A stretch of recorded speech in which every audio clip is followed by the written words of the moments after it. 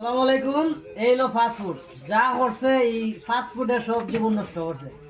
বিদেশ আইছি আকা মানাই, যাই হোক আসি মক্কা কাম করতাম, ভালোই আসলাম ভাই। এখন আর মক্কা থাকতাম পারতাছি না, তাই এখন রুমের যা কিছু আছে সব কিছু লইয়া একসাথে আমরা এখন জিদ্দারে ট্যাং বইতেছে, কারণ মক্কা থাকা সম্ভব হচ্ছে না। কারণ আকা মানাই বিদায় আমরা তাসরিয়াটা বানাইতাম পারছি না, আর আমাদের কোম্পানিও তাসরিয়া দিছে না।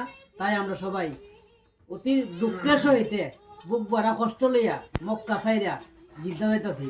এও জিদ্দা দেখিয়া কি করমু না করমু তাও আমরা জানি না। আল্লাহ যদি বাঁচায় রাখুন, এই অভিযানের পরে হজের পরে ইনশাআল্লাহ আল্লাহ যদি বাঁচায় রাখুন, আমরা আবার মক্কাতে আসবো। আমাদের জন্য দোয়া করবেন, আর সকল প্রবাসীদের জন্য দোয়া করবেন।